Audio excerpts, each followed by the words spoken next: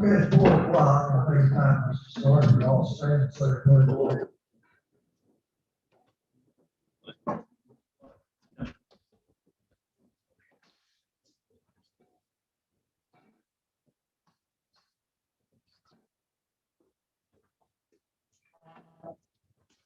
allegiance to the flag of the United States of America, to the republic for which it stands, one nation, under God, indivisible, with liberty and justice for all.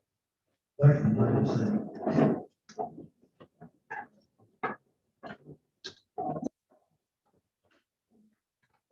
First off, I'd like to say we have a forum, second course for tonight.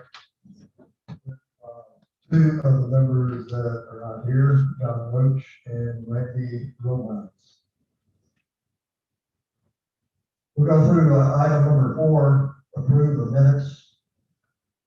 We will just, I'll go through all of them here, and we'll take it March 8th, special meeting, March 13th, annual meeting, March 13th, organizational meeting, April 19th, regular meeting, April 19th, executive session. We have a motion to approve the minutes. Kathy? Makes a motion, we have a second. Second. All in favor, aye. Opposed? Motion carried. This time we'll have the financial update, and Kathy will be, are you doing it? We're fighting over it now. Jim was gonna be gone, I think, is what it was. Yeah, so, and really,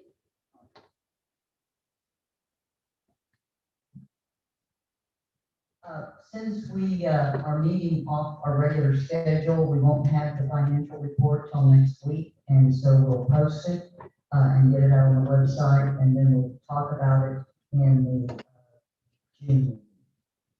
Yeah, the 1 week earlier, credit report would be closed out, so that's correct. That's good. That's good. All right, discuss and take possible action on PP loan. Who has this? Crystal? We're still waiting on the bank to get back with us for the forgiveness on our first PPP loan. As for the second loan, I talked to Brittany Lee with First State Bank last week, and she informed me that all the money for that second PPP loan has been exhausted. But after reviewing the financials that I sent to her and looking at the full year, we wouldn't have even qualified for that second PPP, because you have to either be 25% difference between 2019 and 2020 on a quarterly basis, or you could even compare 2019 to 2020 as a whole year.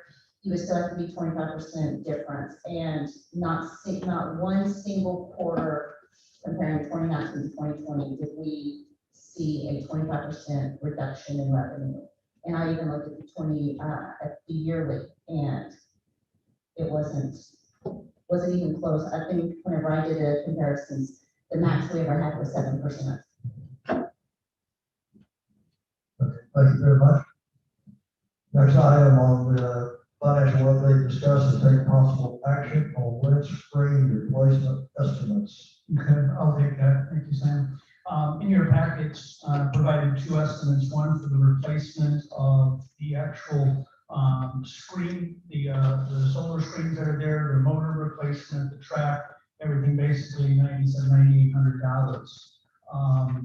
That is just strictly replacement for that screen in its entirety. And this is due to a wind shear that occurred approximately 3 weeks ago. Yes, I ran it by our property and casualty insurance broker. There are no exceptions for wind. You have a wind occurrence, it's not covered. The second estimate, before I asked for the first one, and that is a lot of money. And I can't sit here and look any of the board of directors or the audience in the eye and say, oh, this will never happen. In an attempt to narrow that bridge of possibility, in council with Randy, Chris has come up with this solution. You can see this on pass around. This is our existing screening in terms of density. He is proposing, per the manufacturer, this level, which will allow considerably more air to pass through on an unusual shift. And it's their recommendation that they put 4 of these just on the north side, because we have a little bit more protection on the south, to prevent this from happening again.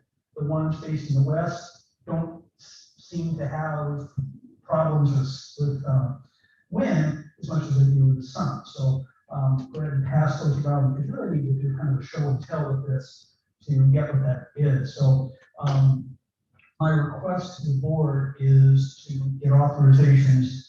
This is a 2-part request. One, for the replacement of the existing screens and the whole mechanism for the pavilion.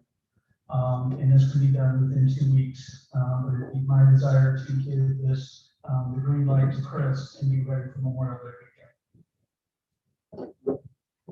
Okay, does anyone have any questions concerning this? Yeah.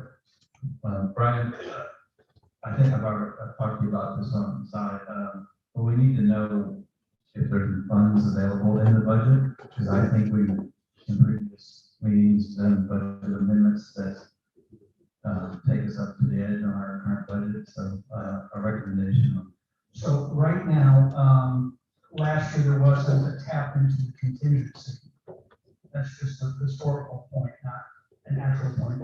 The option would be to go into the contingency to pay for this 9,000 and change expense, or just put it into Chris's public works, knowing next month when the board convenes, you're going to see that he's going to be off balance by $9,000 or $10,000. November, when we have a pretty good sense of where we're going to land for the year financially, you would have the option, Mr. Fox and then Crystal would have the option to make a journal entry back out of that to the contingency. So yes, it's important where it comes from. We're fortunate that we have some flexibility with that. I would hate to see it not repaired just for the sake it's unbudgeted, untimed, you know what. It's an incident that happened, and it's in my opinion and staff's opinion that it should be replaced. Did I make an amendment into the, do we have a motion? We don't have a- Okay. We're still discussing, okay? Does anyone else have a question or a comment? Could we get Clark, because this is the facility and involved with that funding on the pavilion stuff, just maybe kind of.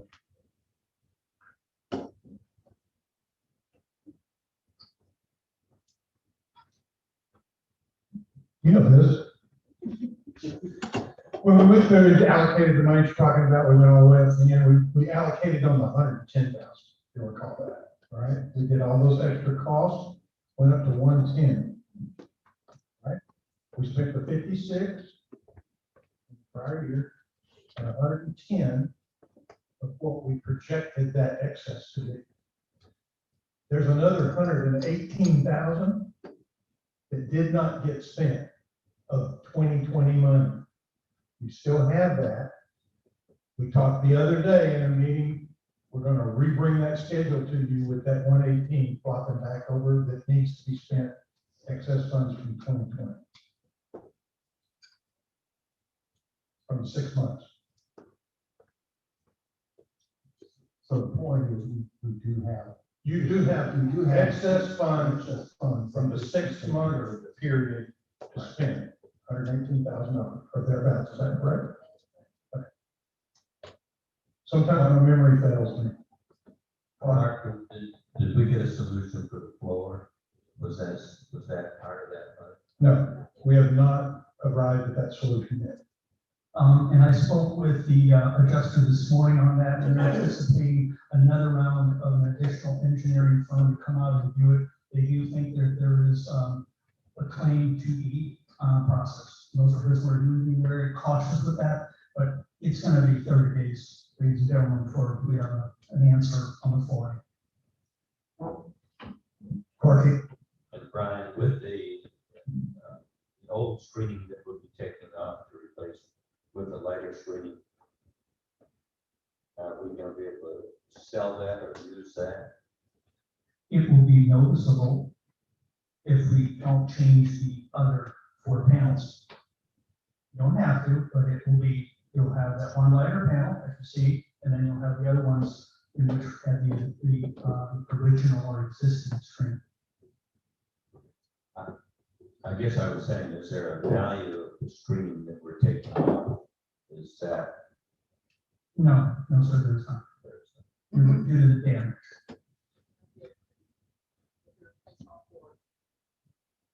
Tell the other three, or They're custom for our facility by dimension. I haven't asked that specific question. I find that I would like to, certainly ask. I say that I'm screening in my back works. I might just buy it. Any other discussion? Anyone? I have 2 questions. First question, I think that whenever we were talking about the screen back prior to actually building the pavilion, Clark, you can correct me if I'm wrong. I understood it to be some type that, the wind was over a certain speed, it would automatically retract. Is that the case? Or was it supposed to retract? Can I answer that for the floor? can you get Look my at your microphone.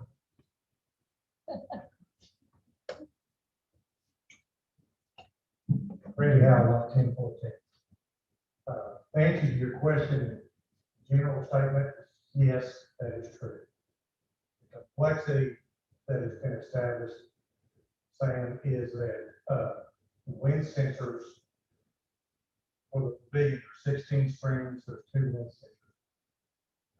One wind sensor can communicate with 8 screens maximum. The problem is that the location of the wind sensors aren't really adequate for each individual screen. If your wind sensors on, let's say, the north end of the building, and those screens are down, and it comes up to the north, speed that you've got a gauge for, technically that sensor should sense that and send the screen up or not allow it to go down. If that screen is down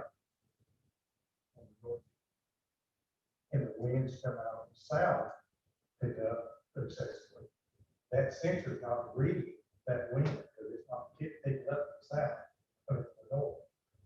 So the wind that travels through the pavilion, since it is an open building, puts as much pressure on that screen as if it's coming from the outside. Therein lies the problem. The screens are locked, they can't move. Okay, Did I answer your question? that answers my question. Then I have another question. If we are continuing to operate this way with the screens and the sensors, what's to keep us from having this happen many more times with the wind, if people have the screens down and the wind comes in the opposite direction from one of the sensors? That's one of the things that our last meeting with the screen company, when they came out, with those 2 screen flags, 2 screen cut damage that were down. And Chris is not here, kind of speak for him, I guess. Yes. He is negotiating or visiting with them about our recommendation or thoughts towards relocating those sensors to the highest peak on the roof so that they'll pick up the wind speed from any direction, not just the location of that. They're doing their due diligence to see how the from the signal that will do to get to the proper channels they got to go through to make sure that will work. Okay, thank you very much. I do have a question, Brian. Are we going to set up some type of procedure, policy, whatever may be, until such time as we have this situation? Where we will have the sensor, but whatever direction it's coming from, that be monitored as far as not letting the screens down when it's forecast to have 40 or 50-mile-an-hour winds. A policy is fine, and that can be articulated. The enforcement and monitoring of it when the storm whips up rather unexpectedly is problematic. And if, this is high on Vincent's list as, policies overseeing all the lodge complex. What's necessary for that, who holds the keys to be able to do that. For example, we had a large social event there 3-4 weeks ago, and a particular robust member took it upon themselves to make the adjustments themselves because the sunlight was coming in. And by the way, they are sunscreens, not windscreens.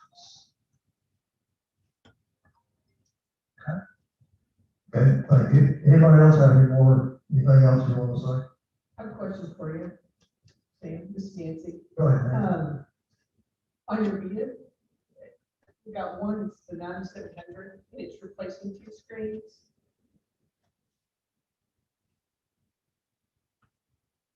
So it's 2? No, One screen, go to, you're replacing the whole screen on number 7, right? Is it replacing unit 7? Yes. Parts on 8? Yes. and Parts on 9? And so are part of the parts, the mesh? yes, Okay, and so then we have another one where we got 4 units for the mesh. which are approximately $1,000 in change. Right. And so are there really only 2 extra ones we're gonna need to buy? Now, there's 4 other hand, there's a total of 5 across there. Okay, so replacing 1 totally, okay. All right, and then we have 4 left. Parts, okay. And then my other question goes back to what Courtney was asking about. So if we take these down, are they still good, the 4 that are still good? If they are we gonna put them someplace and use them on the other side of the building? I don't know the answer to that as technically with it, but I've always found Chris to be quite a resourceful manager, and he would roll them up, kind of like what Brian does with his covers, and, you know, to have it and cannibalize as needed. I don't think that's an unreasonable request at all. That way we can sell. Randy? Would you like me to try to answer that? Sure. They will not be reusable as retractable screens. As a big screen, the screen itself could be recut to fit in a big screen application.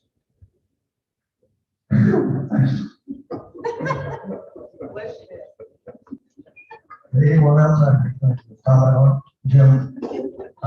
As I look at this closer, I think Nancy's making a valid point, and just for you to, if you verify it, Brian, it says the 22x14 standard executive solar replacement mesh unit number 8, and then unit 8 is also on, listed on the second estimate.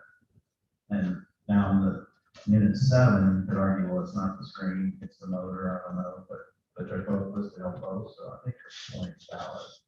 Okay, I just need some further. My understanding is it was an apples to apples replacement of what we currently have. The cost to do this is within dollars of doing this. Okay, so that's why I asked Chris to make sure it was a true apples and apples. You know, what do we currently have? I gotta replace it, it's broke, give me X, and then if we tweak it, we certainly can, but, you know, this unplanned, unbudgeted thing, or things, drive me nuts and gives board of directors nightmares. I understand the sensitivity and, appreciate your question, I really do. Yeah, Jim. I just wanted to point to, we were talking about excess funds, is that I believe we need to address some of the excess funds for the marshal and some of those other things. So at the next meeting, if we look at this as part of that also, I think we probably begin to move towards making a list of all those things and relooking at what we did not fund. I couldn't agree with you more. Crystal, we think we'll have audited numbers, because we have a firm audited number to go on, and it's not 110, it's 1.4, whatever the number is, that's going to be your starting place, or it's below 110, which I don't believe it to begin with. And that will be by the 17th of June. Is that likely? Possible. I will send an email tomorrow to our auditor and see where we're at in the 2020 partial year audit process and see if we can possibly have a draft by the next board. That would be helpful. Okay, anyone else? I tell you, I'd like a clarification on that are we talking about the 9,767.40 is what you're asking for tonight? At this time. Okay, this this is four screens, that's replacing the other screens that we Just have. the screens that are working fine. Yes. Okay. To help prevent this conversation 2 months, 6 months, 2 years from Okay, all right. Do I have a motion to, proceed with this, or? Okay,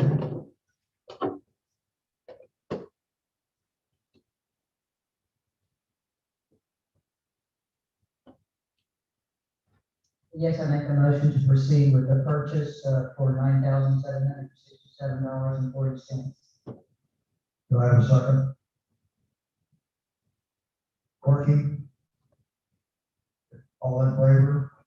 Oh, discussion? Go ahead, Jim. I would like to make an amendment to that motion that it comes from audited 2020 fund balance, and if that's not available, it would come from a contingency fund. Because I'm not, That's absolutely fine. Footnote that for the meeting, that's absolutely. Did we need to vote on Jim's amendment? All in favor? Need a second, Jim? Okay, we have a second. All in favor of the amendment to the motion, say aye. Aye. Opposed? Amendment passes. Okay, now we have a motion before us.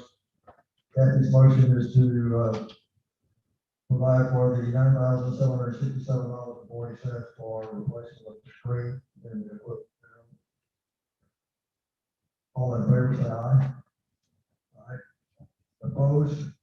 Motion carried. Thank you.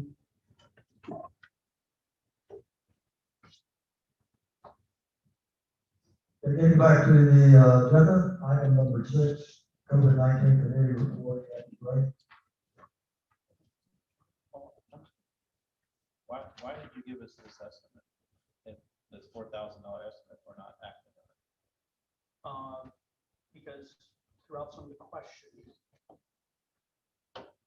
questioning under this law called discovery indicated that there needs to probably be a review of a secondary option. And I was told of one, but don't have a hard quote for it. So I'm gonna go back and get a little more information before I try to pitch something wholeheartedly, because it brought up 2 or 3 points that I was not fully comfortable with. I still have a concern. It sort of goes back to what Nancy was saying. If we approved it to get back to square one, and then you're gonna come back a month from now and say, let's go get these 4 replacement screens, and we've already bought to get back to square one, we're wasting money. I think the next 48 hours will present plenty of answers for it. I'm not gonna waste one screen on what the overall presentation should be. So your point well taken, but during a board discussion, I learned a lot too, and I like to have that interaction. And if Chris and I go back here, and it's not about sharpening pencils, it's about what are the really engineering options that are available that solve this solution, and not just a matter of fixing. Okay, thank you. Go ahead, Kathy. We have currently in Cook County a total of 5 cases. 2 of those are in unincorporated areas that does not include Lake Kiowa. Gainesville has 2 and Valley View has 1. So we're definitely really coming down. There's some conversation, of course, about Munster's activity this last weekend. They had a big affair which they do every year, German Fest. So, you know, that remains to be seen what will happen. I did learn today that we opened up the assembly room, and I assume Southwest room 100% capacity. Yes. Okay, I didn't know, so, and that's pretty much all from COVID. I will continue to report on that, COVID each month, if that's what we want to do. I think we owe it to the community. Okay, and once again, Kiowa is on the report that Cook County produces weekly, and it's still at 0 for the last, I think, 2-3 weeks now, which is great. Any questions?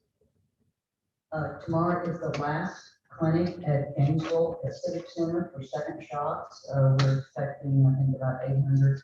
And that will be closed out, which frees up our CERT volunteers for holiday time. I'm thanking the American Legion people who are kind enough to help us. So we'll be working on activities here in Kiowa. Thank you. And moving along, item number 7, committee updates. We need to take action on committee member changes. Anyone have a change on committee members? Jim? On the land use committee, like the, Lori Brindle has been on that committee. I think when she stepped down as chair, the list, she was dropped from the list. So just to be clear, like make certain that Lori Brindle is still a member of the land use committee. I also would like to add Steve Davis to the land use committee.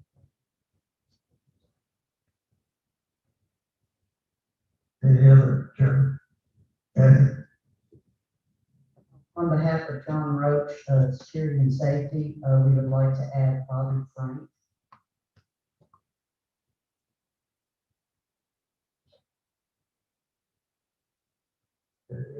Any other additions or? Thank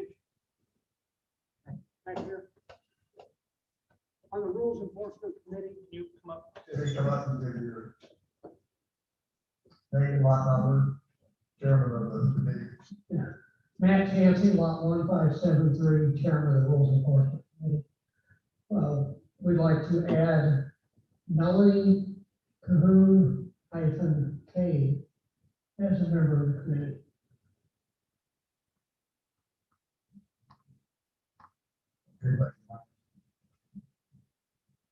Anyone else have any?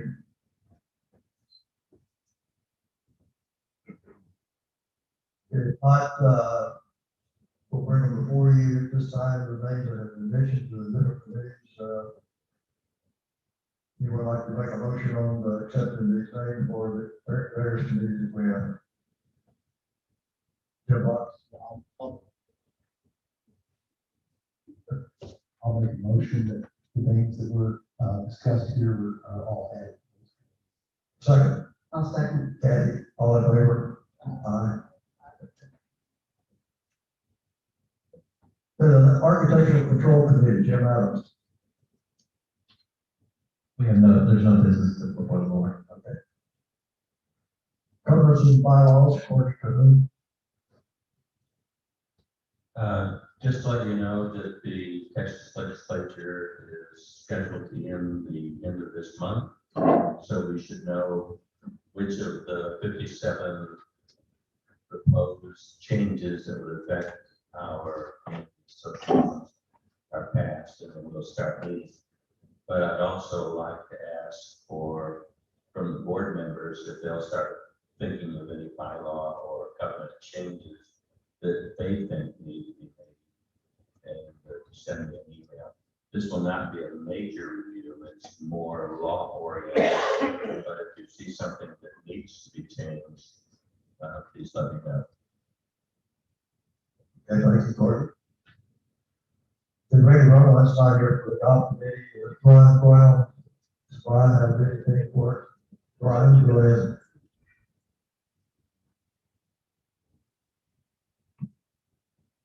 Thank you. Before I get into my update about the golf course, I'd like to share some interesting golf participation facts that was presented by the National Golf Foundation. Total participation in 2020, 36.9 million total golf participants. And not all of them were here at Lake Kiowa, although it seems like it did some days. That breaks down into 3 categories: 12.6 million on course only, 12.1 million off course only. Off course would include golf entertainment venues such as Topgolf, standalone driving ranges, and other businesses with simulators and golf screen setups. And 12.2 million both on and off course participants. On-course participation experienced its biggest net increase in 17 years. Although there were many tragedies involved with COVID-19, the golf business overall did benefit in certain ways as far as new participation and total participation. I just found those statistics very interesting. As far as the golf course and specifically greens 8, 9, 10, 18, and the practice putting green, those seem to be the ones most affected by the winter storm in mid-February. There are some small areas on several other holes, including holes 2, 3, 5, 7, 12, 13, and 16. Obviously, the most affected were 8, 9, 10, 18, and the practice putting green. That being said, we've adjusted both our cultural practices and our fertility program since mid-April in an attempt to promote and speed recovery of those greens. On Monday, April 12th, we did a light sand top dressing and followed that with a solid tine aerification. This is not something that was scheduled initially, but was done in response to the damage becoming more apparent. The solid tine aerification is less disruptive than the traditional core aerification, but has similar benefits. Those benefits being providing channels for sand to move into the pore and create into the soil profile, creating pore space, promoting gas exchange and water into the root zone. On Monday, April 19th, all greens were treated with a complete analysis granular fertilizer. This was a scheduled application. We always do a granular fertilizer application the week before a core aerification, just as a way to help the plant speed recovery after the aerification. So we went ahead on Monday, April 26th with our scheduled core aerification. But on holes 8, 9, 10, they were treated a little differently. Instead of pulling the cores, we did another solid tine aerification. The thought behind that decision was that you can see green living plant material in those thin, weak, damaged areas. And I did not want to pull any good material out, which is one of the things that happens when you pull the cores. So they was all treated with the same fertilizer, granular fertilizer on the Tuesday, the 27th. And then fortunately or unfortunately, depending on how you look, we got a lot of rain the rest of that week. So we weren't able to get out and mow or do anything. So the golf course looked a little ratty for a few days. I apologize for that. It was Mother Nature. And so last Monday, we started what is going to be at least a 6-week rotation of 3 different granular fertilizers to help speed the recovery. Last week we applied a 13-1-13 analysis. There's a little typo here in the report that was provided to you. We basically applied 1 pound of nitrogen last week. Today we followed that up with a 12-16-10, half a pound of nitrogen. Next week we'll do a 16-1-2, another half a pound of nitrogen, and we'll just rotate those 3 different products for the next 6 to potentially 9 weeks. I guess the main thing here that I want to project to the board and to the members in the audience is that I want to be patient and stick to this plan. In 2014, we saw similar damage on several holes, and we stayed the course, fertilized through, and we got through it just fine. I was new at the time. There was some, I guess, encouragement to try sodding. We sodded a big portion of number 10 green, and if you go up to number 10 green, you can see exactly where we did it. It looks like a quilt, and it's not very appealing. So at some point, we may have to consider sod or sprigs, but I don't think we're there yet. The point that I always try to make, especially this time of the year, is the weather needs to cooperate. And we got a couple nice days last week, And then we had a couple mornings where it was in 40 degrees. Saturday, it's 89. Today, I don't think it got out of the 50s. So we're doing what we can. We need Mother Nature to help. That's kind of the update for those greens and how we're going to treat those. As far as the rest of the golf course, at the last board meeting, a member had asked about the other areas affected not on the greens, mounds, like on 9, 10, 16. Those are getting weekly, like straight urea analysis, nitrogen as a nitrogen source. So we'll do that every Thursday until we see healthy turf in those areas. Today, we were able to apply the custom blended fertilizer that's coated with a pre-emergent herbicide to control the summer annual weeds. That was originally scheduled for that April 19th. We had gotten rain, so I had to postpone it. Luckily, the rain held off long enough today for us to get the fertilizer down.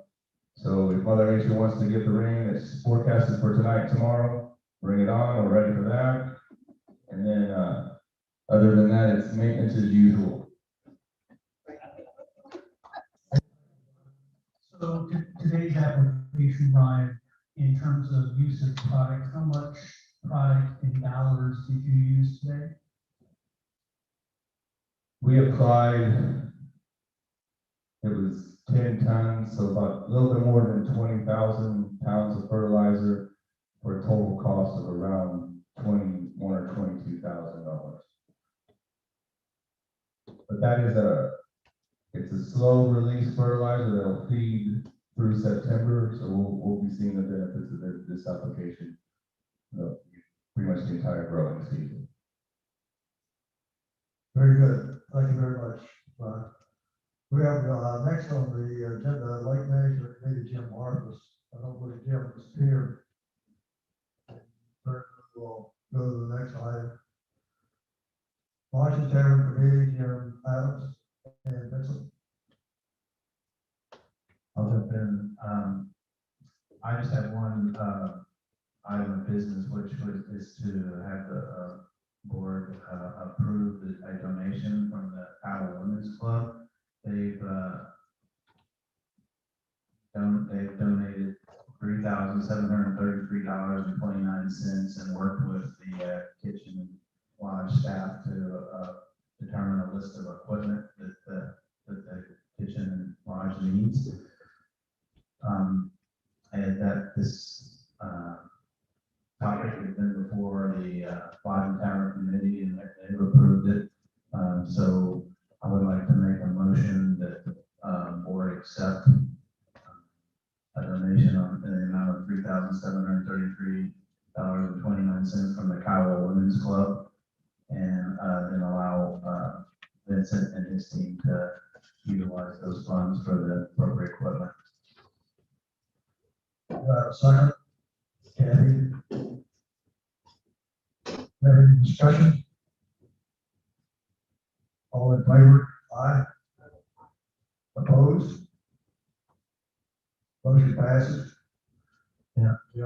I'll turn it over to Vincent, but before I do, I'm just being a salesman here. That I want to compliment the staff one more time for a great weekend. The event, the Mother's Day food yesterday was incredible. And that's speaking from the guy that got really full yesterday. And then last week they had specials. I mean, if you haven't had some of the new things they're doing, you're missing out. And I don't have anything, or the Lodge and Tavern Committee doesn't have anything to do with all that. Vincent started all that when he came in.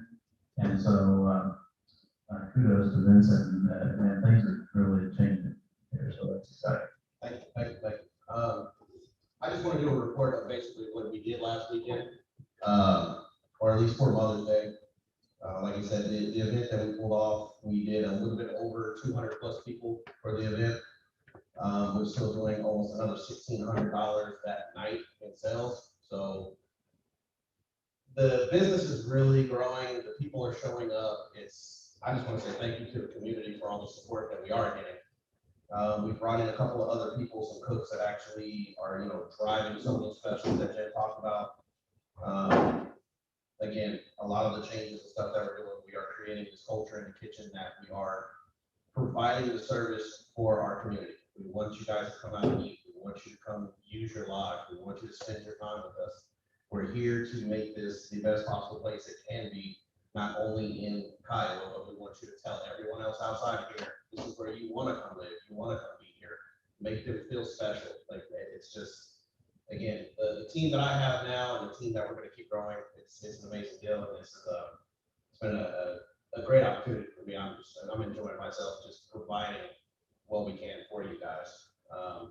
But overall, Sunday, we did a little bit over $7,000 in sales, so we're definitely on our way to making it work. So I appreciate it. Again, thank you, everybody. I'd like to just add to that, that's the things that I hear from different residents I talk to is the improvement rate, so we appreciate it. Thank you. I also saw a rave review on next door. It's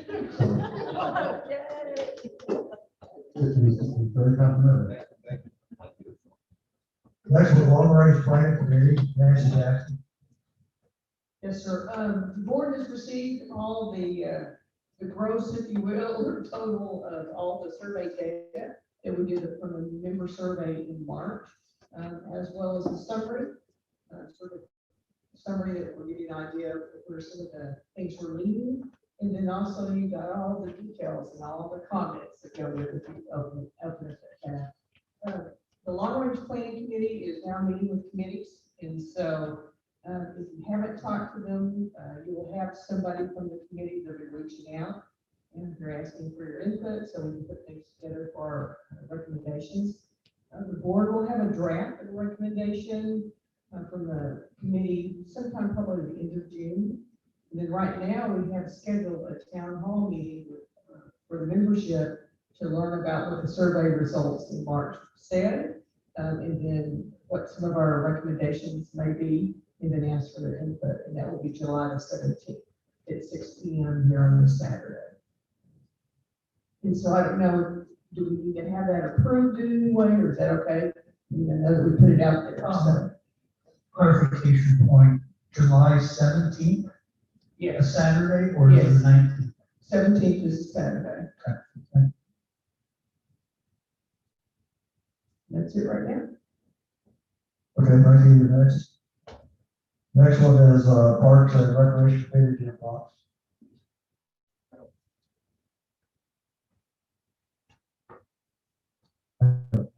Report, we did have a Parks and Recreation Committee meeting a couple weeks ago.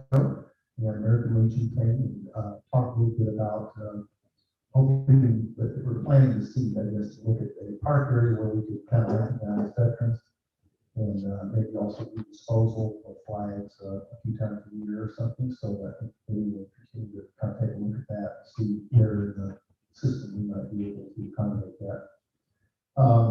Also wanted to mention that the pickleball group came and you see some boards out there, they're sort of backboards to put out there temporarily to help with practice of pickleball, as test players can use them also. Their request is that we look at something a little more permanent. And Chris Wagner and I talked a little bit about that. So again, we're also we need to bring a recommendation on that in the future. So other than that, that's all. Okay, thank you, Jim.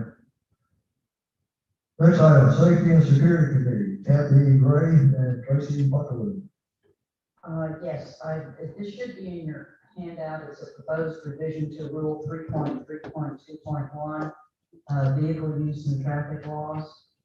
And I'm not going to read this to everybody, so I want to put you to sleep. If you've got any questions, comments, concerns, and the thing that drove this, we had so many members, and of course our committee is determined not to let these vehicles come into Kiowa if at all possible, road damage, if we think it's ruin the golf course, and we just don't have a place for them here. So if anybody's got any questions questions, concerns? Now's the time to speak. Yes, Jim? Did these rules get published in the communique or we go through that process or is this different? we have not. Does the board need to approve them, then put them in, or put them in and then approve? We can put them in the communicate, but probably won't go into effect until we do all the rules and put them in July. End of July. And then we can put the new rules in.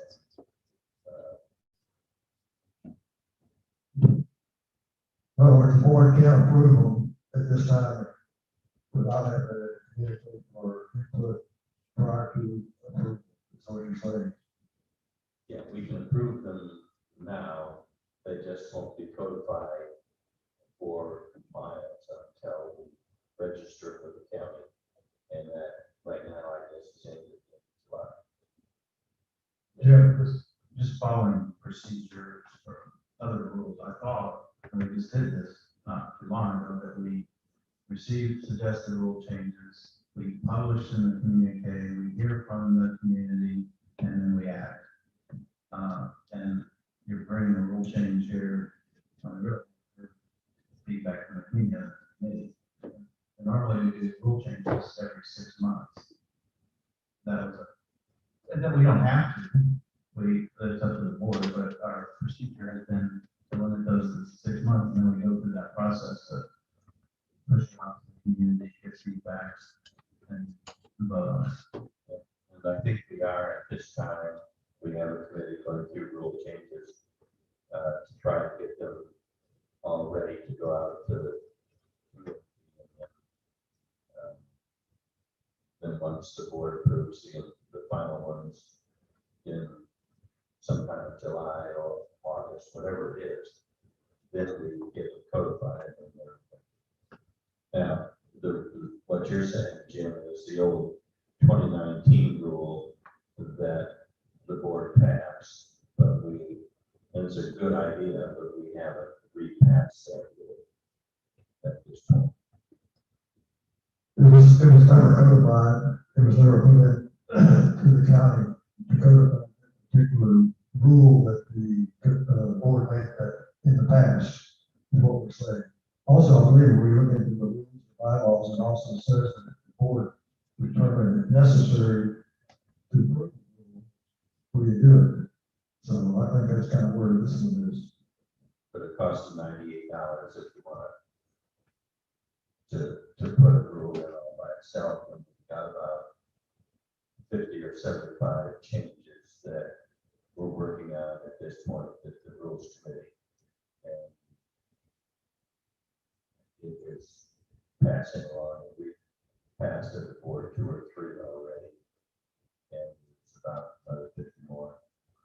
Well, I'd like to suggest that if there's an emergency on this, we act on it. But if it's not an emergency, then we put it with the other rules and let the community provide feedback to us so that we make a decision. Why don't we do this? If Kathy wants to can you make a motion on that, Kathy? No. Okay, you want to make a motion on it? We'll go from there. Make a motion for the board to vote on this? Yes. All right, I'd like to make a motion for proposed revision to Rule 3.3.2.1. Without reading, everybody satisfied without having to read all through it, and would like us to read through it. Go ahead and read through it, Kathy, that way the people that are in the audience and watching will know what we're doing. All right, except for golf carts, handicap mobility vehicles, and POA-owned vehicles, only motor vehicles registered and licensed by the state of Texas are allowed to operate on association property. Any motor vehicle other than the golf carts, handicap mobility vehicles, and POA-owned vehicles that has been built, manufactured, or designed for off-highway use, regardless of whether registered or licensed by the state of Texas, shall not be operated on association property. Motor vehicles built, manufactured, or designed for off-highway use means all-terrain vehicles known as ATVs, recreation off-highway vehicles, ROVs, utility vehicles, UTVs, and sand rails, as each is defined by the law and regulations of the state of Texas. All permitted motor vehicles must be operated in accordance with current Texas traffic law and Lake Kiowa property owners' rules and regulations. A monetary penalty and/or suspension will be based on the severity of the violation. Do I have a second for the motion? Jerry, see? We have any discussion or any more discussion? Jim Fox? I just have a concern that, there's a lot of those vehicles that are driving our streets right now. And without, if they don't know this rule is coming, I do think there's going to be some feedback on it. So if we pass the rule now, here's something that might change our mind.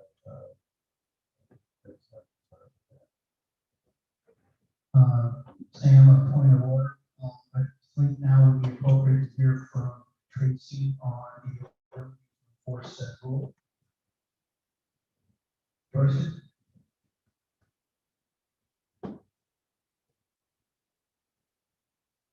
Yes, we can be putting it out, communicating, putting maybe a letter in the POA and kind of get the word out.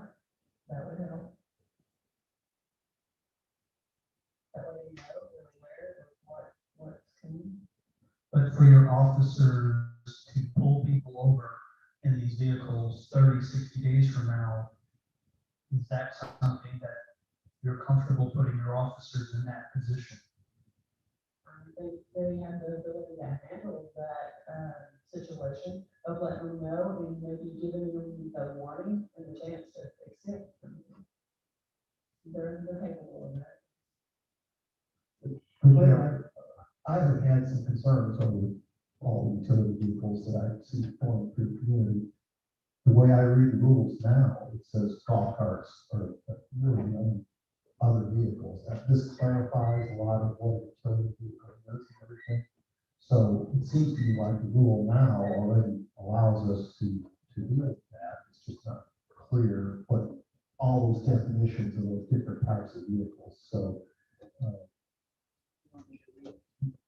yes.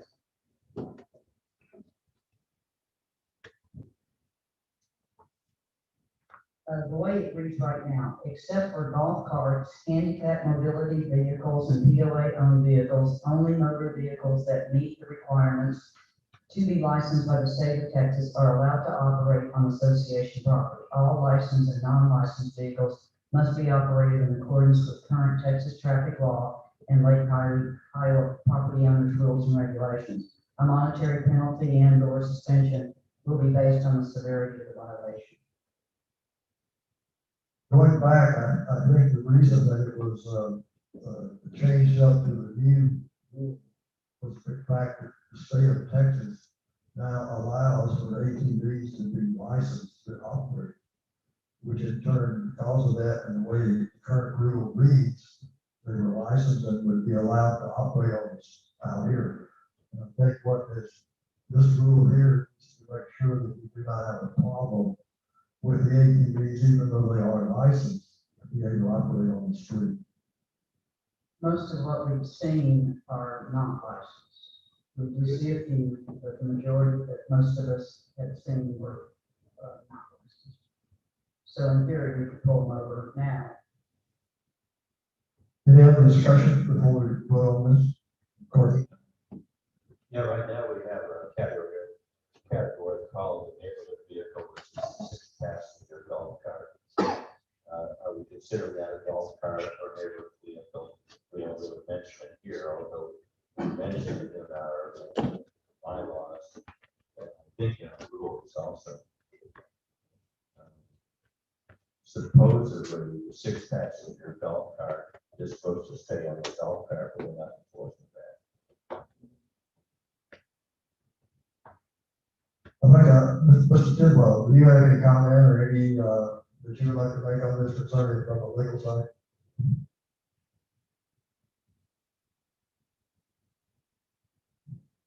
It appears that the amendments were primarily designed to bring them in compliance with some new statutes that are in the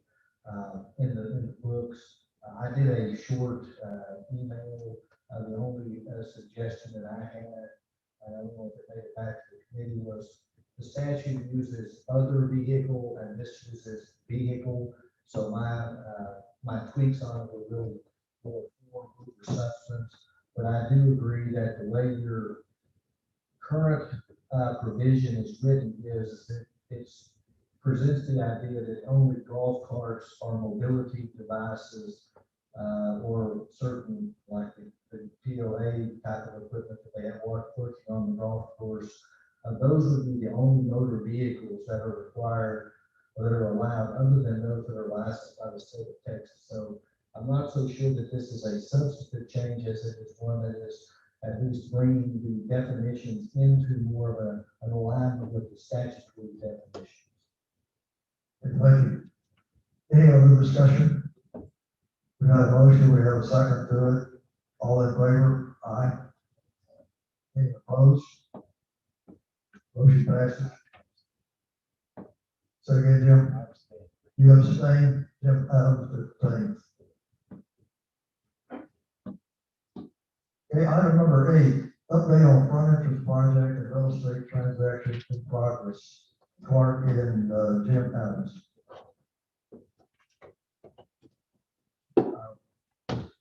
I'll start with the front entrance.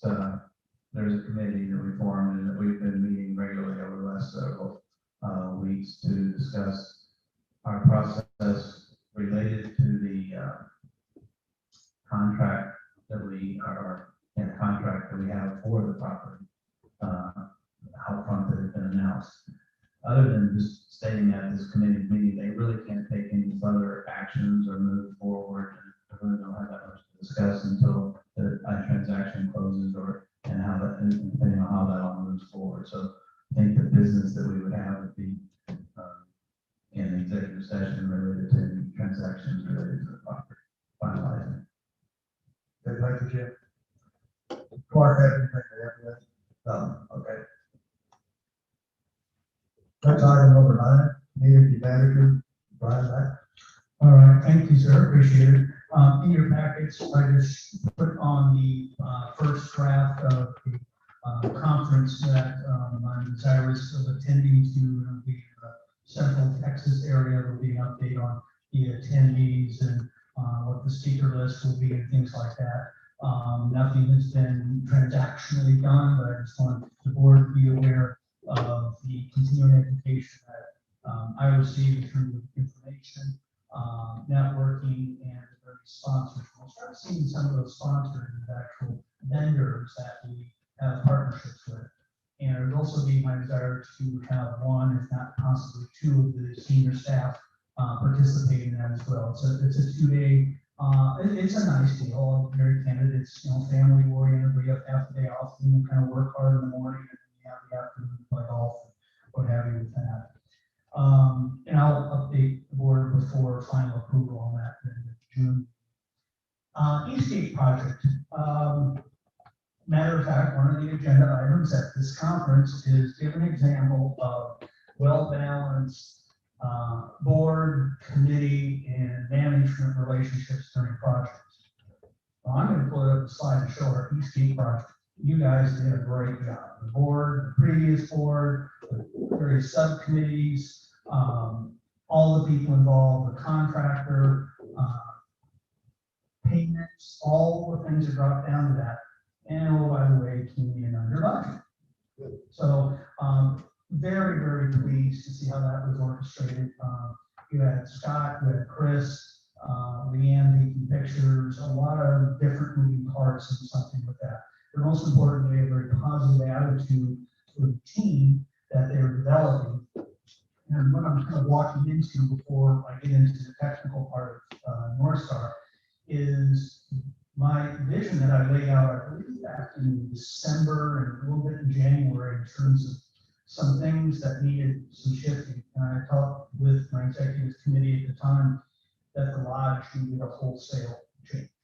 And without revisiting that, having Vincent be the go-to person and the face of the lodge complex as of middle of May, we're right on track. Right on track. What we're doing with Public Works and Chris and his team and elevating that group, right on track. The next thing they'll receive some concentration, you're gonna start hearing more and more about, is a lifestyle director. And until I get some financials rock solid with Mr. Fox and Crystal about the funding of a staff addition, I want to make sure that this is a comfortable decision for my board to endorse. One thing to have a committee do, look everyone in the eyes, oh yeah, we need that, oh yeah, that's great, great. Well, there's some blocking and tackling and real dollars involved with that, real dollars involved with that. The next point to this is, Vincent touched on the amount of the volume and activity level that has shot up here. And that's one, we've had some pent up market that has just come pouring out. And it been different, we have that, but it's also because of the experience. So as that continues, the next step will be integrating some sort of coordination of weekend activities. And what I'm going to say is coverage from 3 in the afternoon on Friday through Sunday, i.e. coordination of part-time person. I'm envisioning a coordinator from UNT part-time to help with that, because this past weekend we had a very lovely event, a wedding in which we had no control, oversight, accountability, etc. for it, and there was limited downside. And these are the sort of things that Mr. Adams and his committee will be working on and refining what should be done. And, let's not overreach, let's make it practical. And is there an opportunity to raise some additional revenue as well? So that's still discovery. We've seen some things I hadn't thought of. We've seen some things that the staff hadn't seen before. Fireworks, glitter, etc. So we're going to need to address that to make this efficient. So that's really kind of the under part to help make Vincent and his team, not him, his team, successful. And that's really, really key. Backing up one more step to Brian Brown, his team is the steady end. They're knocking it out on a daily basis. He does an excellent job of recognizing his team with special luncheons, which you may or may not be aware of. He recognizes his team for consistency with no incidents and no accidents. I was aware of that. So these things are being monitored. He and I speak on that on a weekly basis as we go through that. So the next thing I want to touch base with is our North Star rollout. We've had some hiccups and some bumps and bruises as to be expected with a install with that. And I've asked Representative North Star to be at the board meeting tonight and speak a little bit, not too much what has happened in the past, is what the timetable looks like in the future, but also to let the board know that there is a real live body versus the people we've been talking to in India and things like that. Because I've had a couple of people say, are you sure about this? And what is this, it's kind of hokey pokey sort of thing. And things are about to heat up. The boardroom, for example, for the next 3 weeks will be a training room designated. So you see a bunch of computers in there all the time. You see staff integrating. We'll go through accounting first. So we'll do the food and beverage, point of sale. We'll get the website. There's a lot of moving parts, and I'm taking advice from the board, senior staff. This bad boy's got to get off the ground before the 4th of July, because we're not going to roll that out on the 29th of June and then have a transaction day of $20,000 and expect it to go smoothly. So what I'm giving you is a heads up that there's some pressure that is on. We're aware of it, we're managing it, we're moving forward with that. And before I go back, I just want to talk a little bit about the UNT internship, and then we'll turn it over to Rich. I've been working conceptually with LeaAnne and Chris and Brian to a degree on what does it look like for an internship for our community. And the vision I have, and this is rough, and I haven't put it to pen and paper yet, because I want the experts at UNT to help me with that, so it matches what they need from the student's experience, in terms of hours that you're paying them, you have the right criteria, they're judged, there's a grade, all those sort of things to qualify for their, to get them 6 credits. So we took a big step in that in a Zoom interview the other day, and there were 5 other commercial entities. 3 of them were large hotels in the Metroplex, and one was the El Frisco's restaurant group, and us. And there were 37 students that were eligible after the presentation on what is being done and how you qualify and all that, and checking the boxes and things going well. And then it turned into kind of a speed dating deal where the students want to pick the organization that they want to work for. And I was picked 3 times. Not so much. I was expecting a little bit more, so I came for her. But there were 2 very, very promising individuals. And UNT faculty representatives will be here on campus this week. And I think they can help kick up a notch on the description of what the job may or may not be. We may not hit the right time here this summer, but they also have a fall and spring program. So in essence, it would be brought into a third of the disciplines. There would be time in which the intern would spend in golf operations. They would not only follow Brian and Nathan in our head mechanic, they would see what they do. We start understanding, he battled off a bunch of numbers tonight. And in our industry, I know what he's talking about, the ratio of nitrogen to that. I don't expect this person to be an agronomist after 3 or 4 weeks, but at least have an appreciation that that is a chemical correlation. Then they're going to shift into golf shop and make observation of how you make a tee time, something as simple as that. How do you charge a shirt? How do you inventory it? How do you put it together? And how do you merchandise things? The merchandise in our future is key, in my opinion.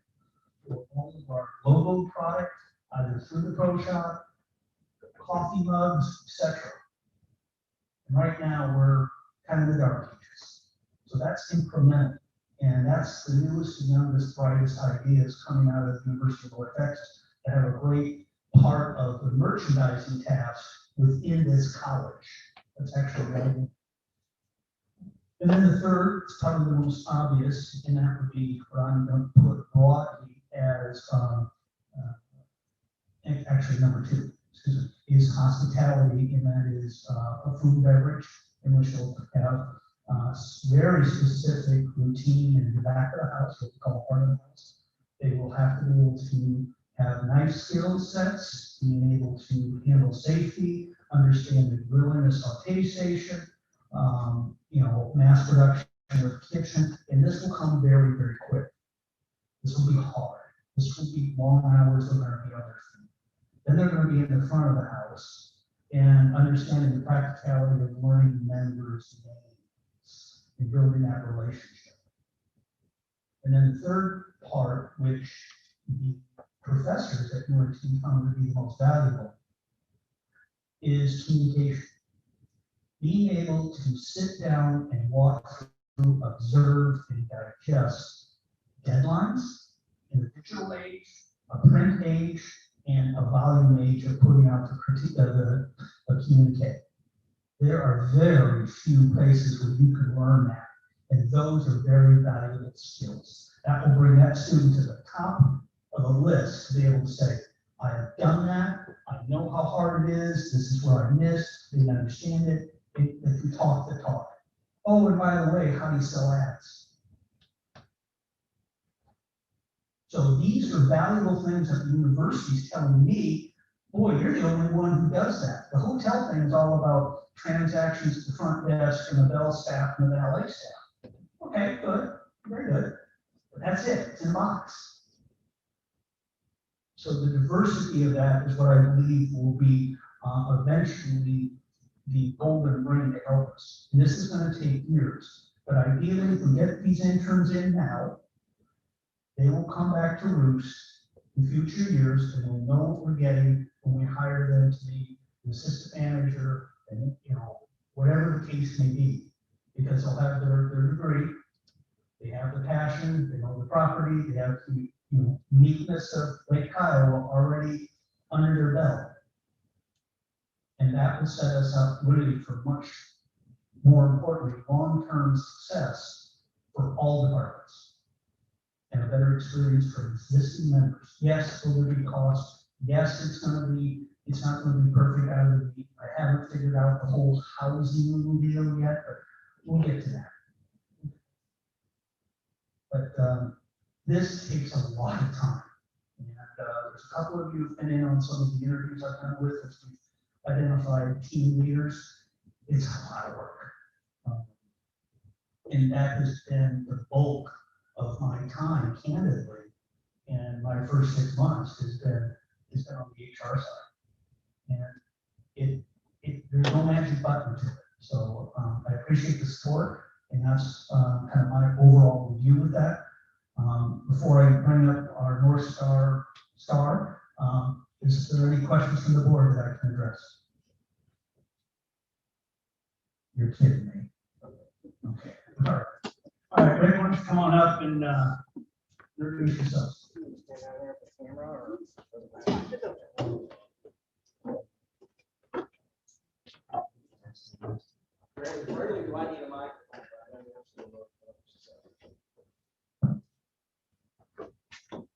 My name is Rick Applewhite, and I am the North Star rep from the state of Texas and a few states beyond. I've been with the company for over 9 years, and I live down in South Keller, North Fort Worth, whatever you want to call that. So I have a very, very big vested interest in this implementation going well. And when Brian reached out to me and said, hey, you start showing your face on that. So right now, where we are, and Michael, you're more on this every day than I am. I'm not the project manager. I'm the sales guy. I press homes and kiss babies, but I do this place is near and dear to my heart now. We have started with remote training, which is more one-on-one kind of overall general navigation for the staff, for the staff-facing applications like general ledger, membership, billing, those types of things. That started this week. It may be going on as we speak, I'm not sure. By Monday, the staff will have access to what we call the training side or the training installation of the system. All of our clients have a training system, and then they have a production system. The training system is there to get the data correct, to get the information into the system, and to give the staff time to have a week of general navigation training. And then as of the 17th, by Monday, they will have that week to practice, confirm data, maybe start making sure that modifiers for menu items and things like that are in there correct. So we'll do the remote training this week. Staff will have some time to work with the system. And then one of our senior implementation engineers will be here on, I believe, the 24th, which is the following Monday, correct? That's Karen Barak is her name. And she is genius. So I'll just say that now. She's one of the only trainers that's been with the company longer than I have. I mean, she's wonderful. She'll be on site the week of the 24th. And then again, on May 31st for all the last minute touch-ups. There's a lot of data we cannot pull until the last minute or after you've done your final financials and your final billing, balance forwards, aging, and that kind of thing. So we'll get all of that pulled in on probably the 1st or 2nd. But she's here from basically the 24th until I believe around June 9th. There may be a weekend in there where she's gone for a weekend or something, but she's here on site for all of those days. As Brian said, it's a lot of moving parts. It's a ton, and what you do in one particular software module can affect 10 other software modules as well. So there's a lot of configuring and testing and things that we'll be doing over the next 3 weeks. With most every implementation, regardless of size, it's generally the 20, 21, 3 weeks prior to the go live date, you start seeing a lot of activity, and that's what you're going to start seeing as of hopefully today. The website is always a moving target.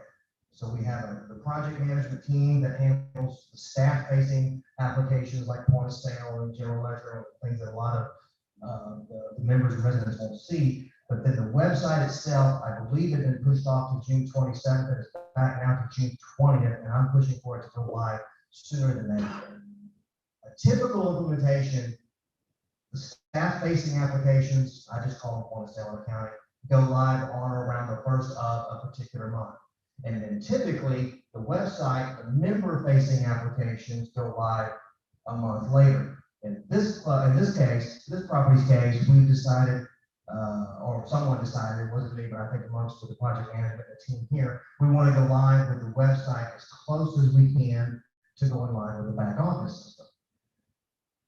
I'm going to push for it to get live before June 20th, but it's really not a bad thing for the staff to have some time to go live and know how to use these systems without releasing everything off to the members and residents all at once. It's a big strain on the staff I've seen in the past. Usually it's a month later. We're striving to make it a little bit sooner than that. I believe the tea times are going to stay as they are even afterwards. With Chelsea, when I use Chelsea here, okay, good. Well, we own them, so that'll be staying the same.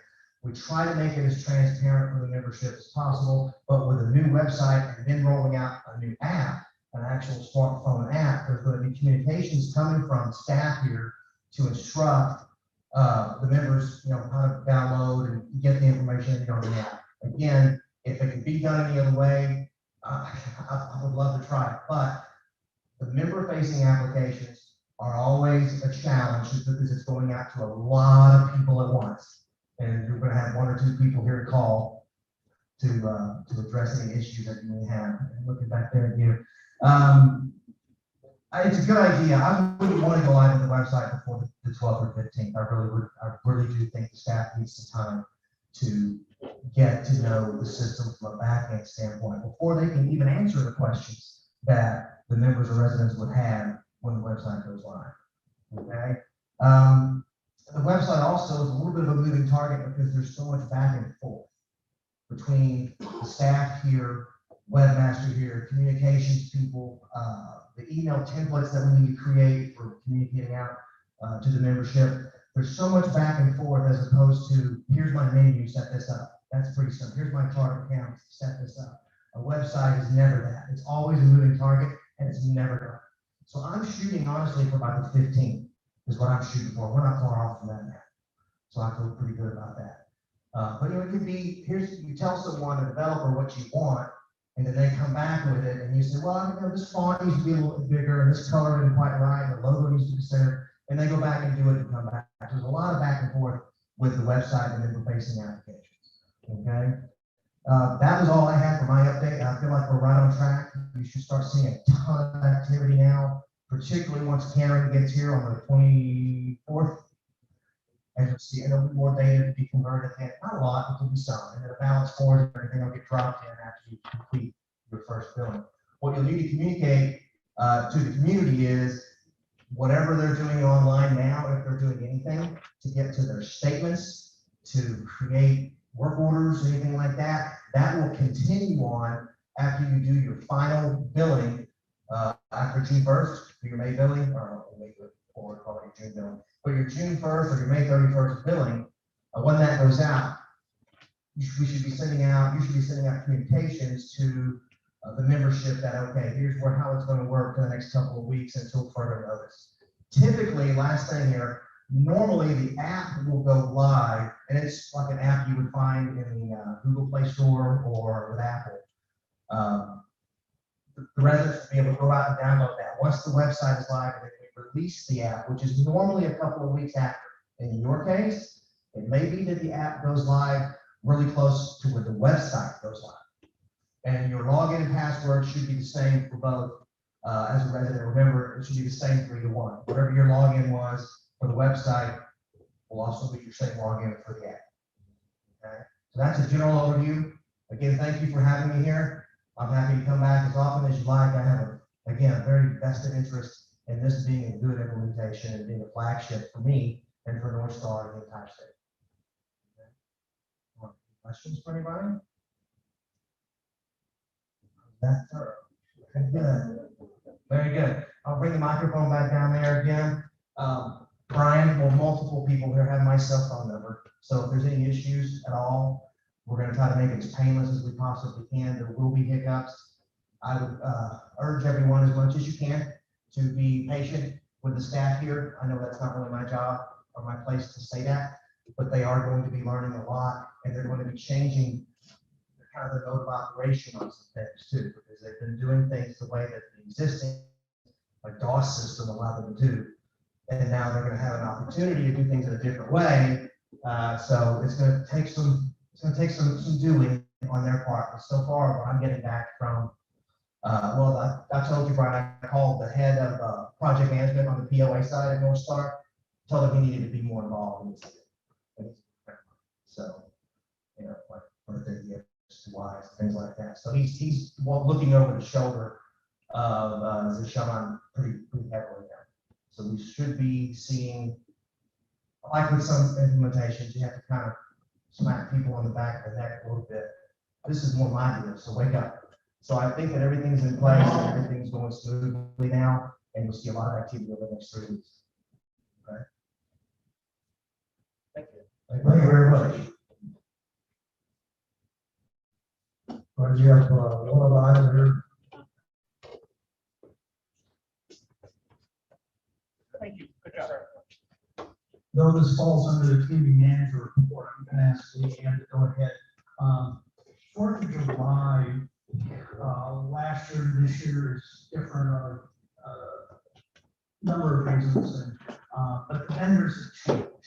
There's some vendors that don't do what they used to do out here.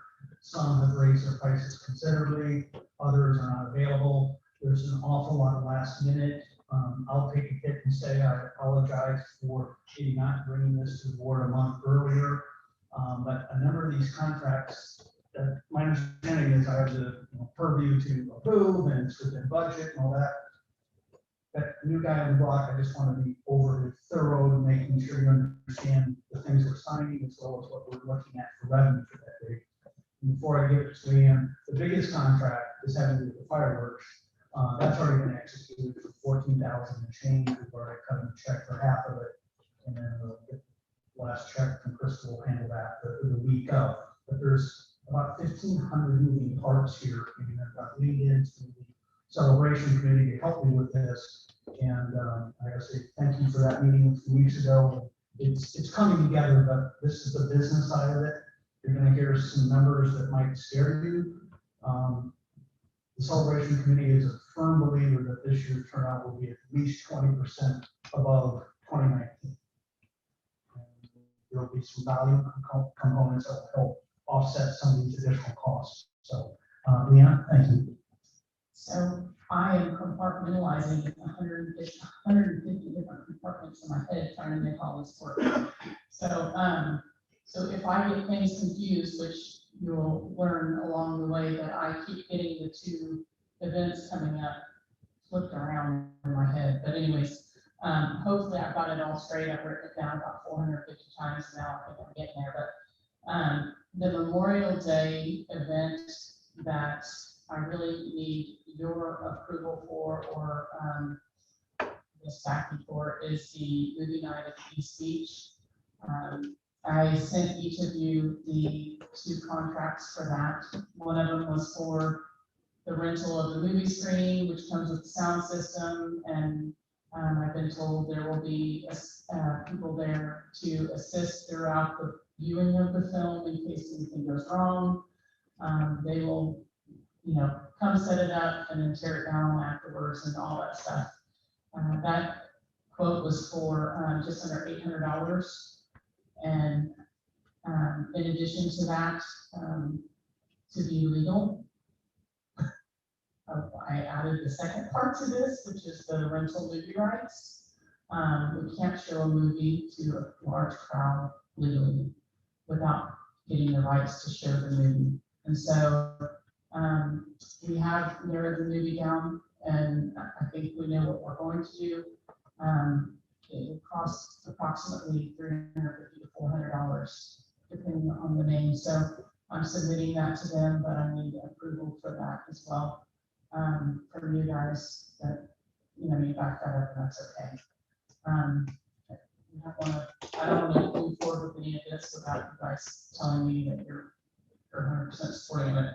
So the benefit of having the meeting on East Beach, we do very little over on the east side, and I think it's a way that we can encourage life over there.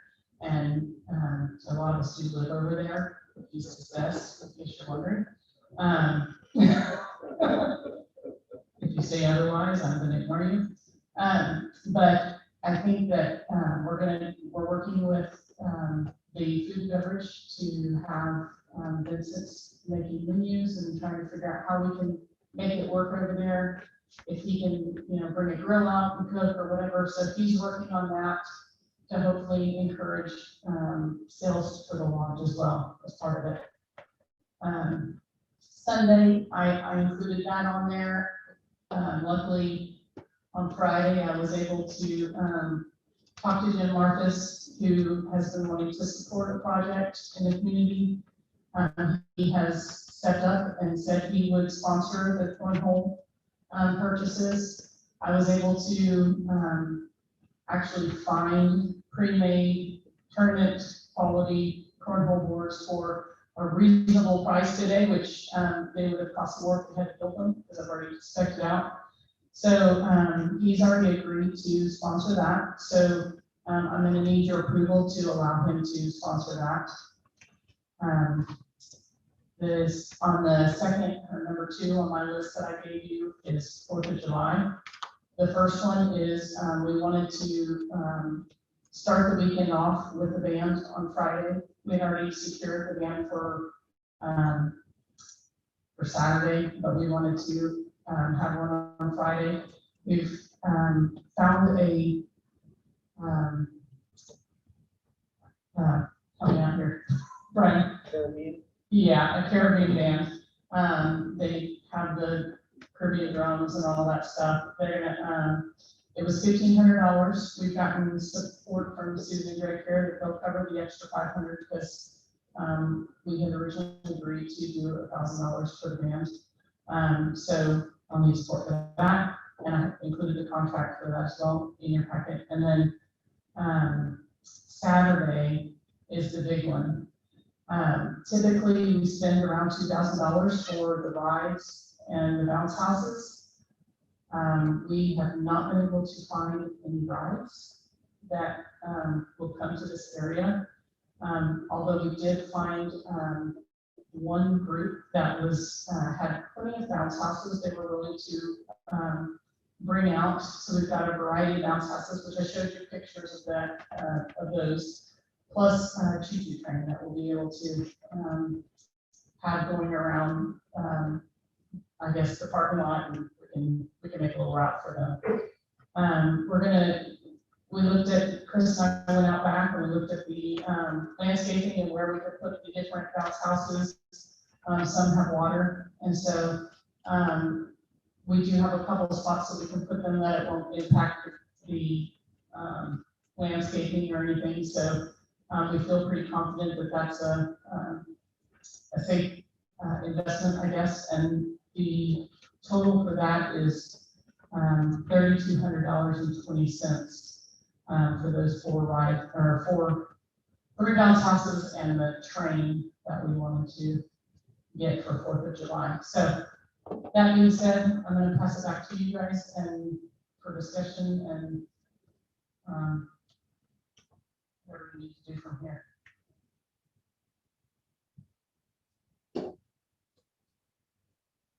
Let me just ask you, what is the total amount up to that you will be needing for all of these various things that you're talking about? 5,000 is the exact price of 3,200 plus 8. Oh no, I've got 400, 5,400.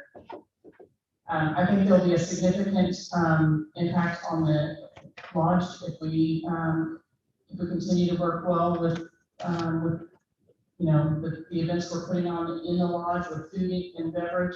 I think that it would be a huge benefit to the lodge's income or increased income, and so I think it will be offset in different ways. But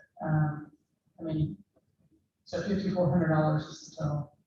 I think, Brian, too, you mentioned the fact that ticket sales will more than cover, I believe, cut into this, what you said, you want to comment on that? It indicates from, Norma's report that I looked at for 17 and 18, that she has, a detailed, report on everything from the cakewalk to, the activities of the dollar and this and back and forth, and they have raised it. Now, I'm not about to raise the price right now, but, in terms of just sheer cash, there's $14,000 to $16,000 that comes in that benefits the association. And against that is $6,000 to $7,000 in expenses. Now, not labor and not anything like that, but just unusual expenses like this. Again, this doesn't touch the firework budget. There's not a dollar for dollar deal. That's, you guys for years and years have allocated X for that as part of the lifestyle of Lake Kiowa. So it's really these ancillary things on the, a little bit on Friday, primarily on Saturday, and there are regatta. Yeah, but that's not, There's doesn't a cost cost for anything. the regatta. So the bounce houses and that, it's about $1,000 more than it was in 2019. So, that's not a huge increase considering we don't even really have the options we had back then. So, I know in our budget, the budget is, I think, $18,000 for entertainment, and we spent, you said 14, how much for the fireworks already? 14. 14, so we got at least 4,000 there, but, if it would cover, with the ticket sales, et cetera, that would cover this amount. Anybody else have any discussion? Go ahead, Jeremy. Question, because I didn't have any honor last year of having the 4th of July party being on the board when we had one. we didn't have one. I know. So I wasn't part of the discussion to have one. But I've been to them in the past, and so what you're telling me is the event's gonna look a bit different than it has 2 years ago. But and then when you say bounce houses and stuff, are we charging tickets to go in the bounce houses to offset the prices of these like we did the rides? Yes. Okay. And so, That actually, I need to clarify that because the tickets for purchases, if they go to the bounce house, we have different areas that they can go play games, they can buy food. The food is the only place that truly impacts the budget, the income. Because the bounce houses goes to the group that is volunteering to support the bounce houses. The activities out under the tents over in the other parking lot, each one of those activities, when the kid drops their ticket in, that goes back to that group. So it's all supporting the different groups in our community. The only thing that comes back to the POA is the food and beverage. this is for my education, and 2 years ago when they did it, when somebody went on the little ride that went in a circle up in the air or whatever it was, would they put a ticket in, did the POA profit off of that? So I believe the rides were the POAs, yes, but we don't have any rides except for the train. So the train could be. So what the point is, we're not gonna get revenue off of these things, it's gonna go to these organizations, it's gonna get, and it's gonna go, and we don't have any POA revenue driven events. So again, the 4th of July, if we have $4,000 left in the budget, it will almost cover that entire thing. Yes, there will be a slight overage on that. Memorial Day, I would consider that a separate activity event, and that should come out of the events budget, I think, if there is. We did have an activities budget. We have an activity budget yeah, but I don't think there's an event budget, an activity budget. I'd It's a say celebration. whatever it's called. Celebration budget, I think is what it was called, actually. And it was for 4th of July, Memorial Day, for Christmas, it was for a number of things. So all I'm hearing is we're spending more money than we have, and we're not taking in the revenue for it, so.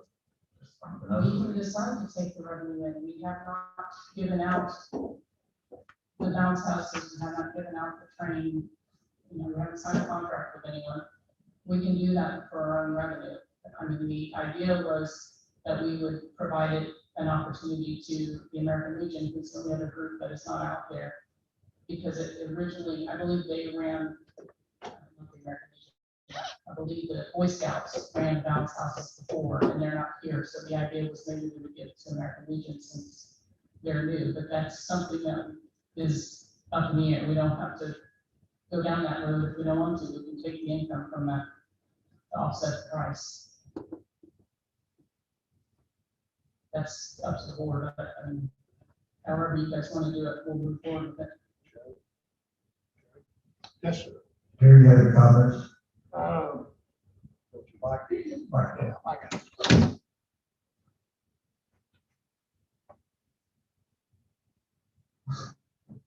Last year we didn't have Fourth of July.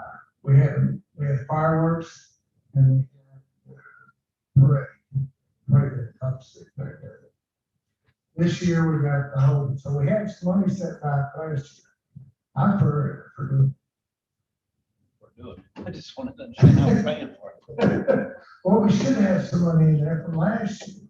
I just heard we have $18,000, of which we've committed 14, and that we're spending 5, and we weren't gonna take in revenue. So it doesn't add up, but, It doesn't. and I'm fine, I'm all for celebrating 4th of July. I'm not trying, But some I'm things the are guy that for the tries betterment of to the make sure community. we're spending the money out of the right places, is what I'm trying to do. That's all I'm trying.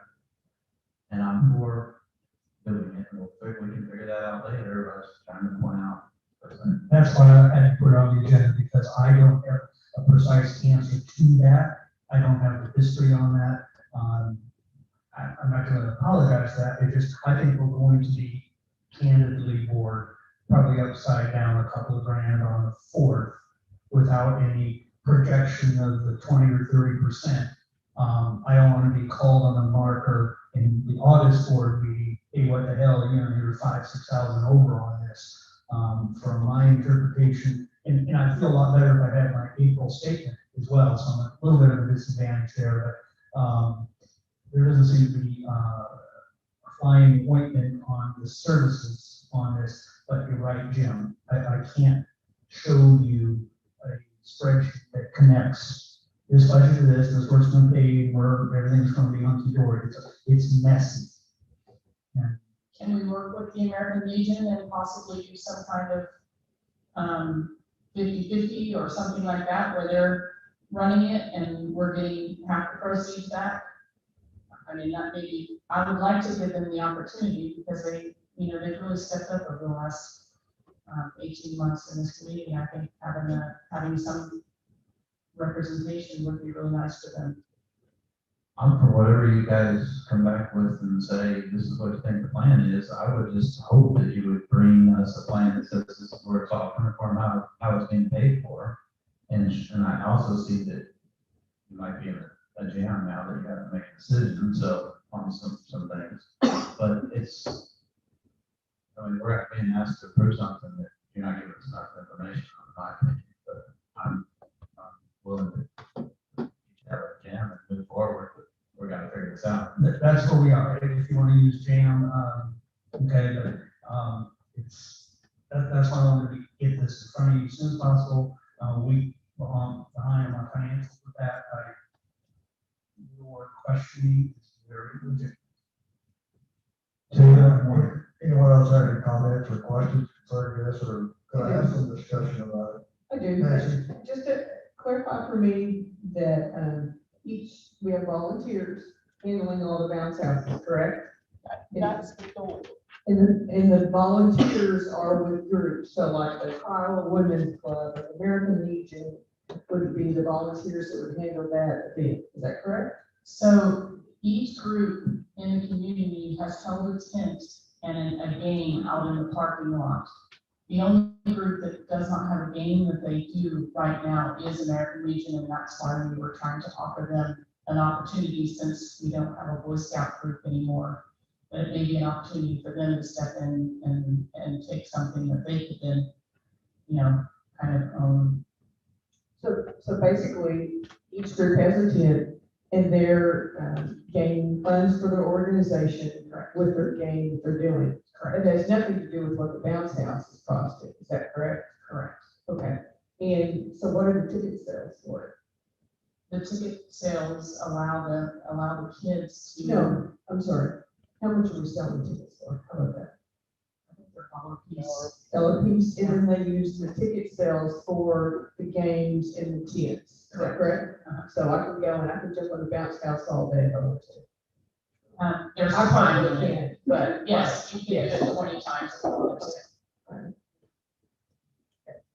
We'll have a board meeting, kumbaya out in one of them.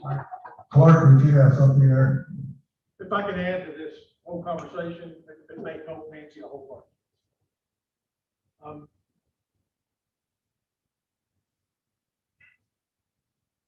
Talking right at 54. The tickets are sold for a piece of the ticket cabinet.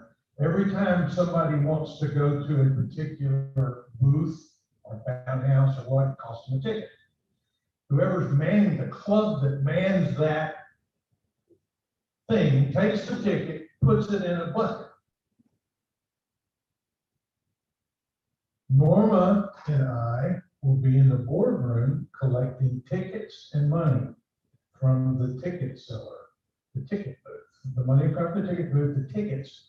Once an hour, we go around to each one of those events and collect the tickets that they had collected at that point.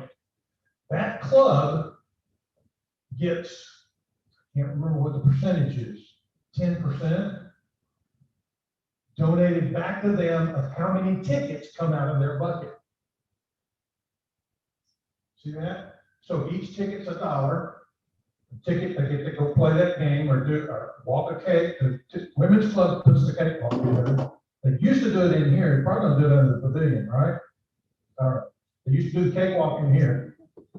So for every ticket that they have, they get some percentage of the takeoff of those tickets. Into, no, we get 90 cents, they get 10 cents. I didn't know that, so that's a very. They get a take of that ticket for operating that into their general fund. That's where the money will come from, because That's I where it didn't comes from. realize we only, they only got a portion of it. So they're. Because that was my understanding in the past when they did it, that they gave all the money to the charity or the group that was out there. So that was the reason I was asking that. So. Tell you what, I think I'm wrong. What I told you was wrong. What happens is the POA gets 20%, I think, and they get the other 80%. I think that's right.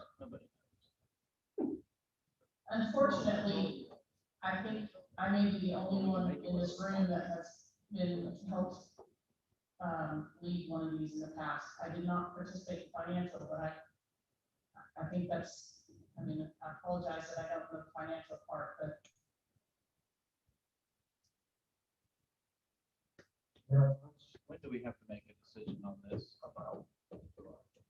I have to have, I have to get the contract for the, band signed and for the festival signed as soon as possible, because they're holding, they told me tomorrow they needed the contract, or they were gonna release it to let someone else rent, or someone else sign up for the band to host them, so. What do you mean, for the Memorial Day or For Memorial Day 8 And for July 4th, now they're all dying, July 4th, B. Both of those. So point of information, do we need to make is our motion such that we're gonna approve each one specifically? Or is it we're gonna approve a dollar amount not to go over? What are you looking for, Brian? Not to exceed, because I think there's still some moving parts on this. I'd like to get the cornhole separately approved. I'd like to get his donation approved so we can move forward with that as soon as he deposits the check or brings it to. Do we also need a donation for Greg and Susan Hare that are covering a portion of the cost to the band? So that's the, that's actually the FOLK. We didn't get one before, we just approved that they could sponsor a portion of it. The board just agreed. Any more discussion? If not,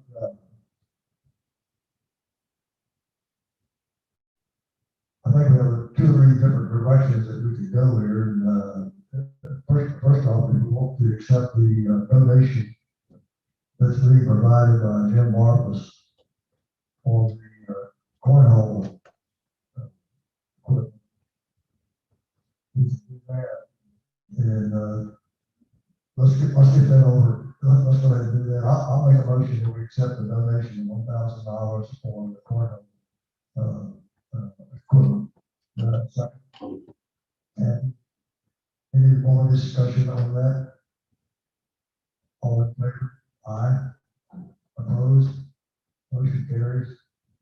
And now the next thing we need to come up with, do we need to really have a ban? Because I'm looking at the fact that we have the $4,000 that are still there in our entertainment budget, which would in turn cover for the other items that you wanted to do. Something we cut back to where we stay within budget. I've never seen the band on Friday night. We expanded what we're gonna do for the weekend. We talked about it in the last. Say again? I said we did discuss it in the last 4th of July meeting, but it's, Jim? Could I make a suggestion that we decide those things that you have to decide tonight? those Or- deliveries are. Or maybe not even tonight, maybe we even say, seems like we should have a better plan on revenue and where this is coming from, where is it coming from, how's it getting paid for? And what events are gonna take place when, I mean, those costs per, and it just seems to be a need to be a better overall plan. If we could pull that together and show a spreadsheet or something of it and have a special meeting or something. I mean, we do special meetings for everything now. I mean, just, I'm scared we're approving something that we don't even know if we're gonna get the revenue back on. What else? Somebody down here? Crystal's got a comment on that. Crystal? I would have to go back and look at and see how much we have in the budget for the entertainment. Not that I want to be a down Betty. We've been spending a lot of money on functions here lately. I mean, Easter, Mother's Day. Now we're doing, Memorial Day, we're doing 4th of July. If I'm not mistaken, our entertainment is supposed to cover all those holidays, plus we still have Christmas and Veterans Day, because we do like a huge Veterans Day dinner. Well, if you spend all of the money at the end of the year, you're not gonna have any money at the end of the year. Unless we decide to use more of the funds from 2019 short year, but we don't know how much that money is right now. And so, like I said, I would have to go back and look and see exactly how much of the entertainment business or budget we have spent so far. If you know money within the $18,000,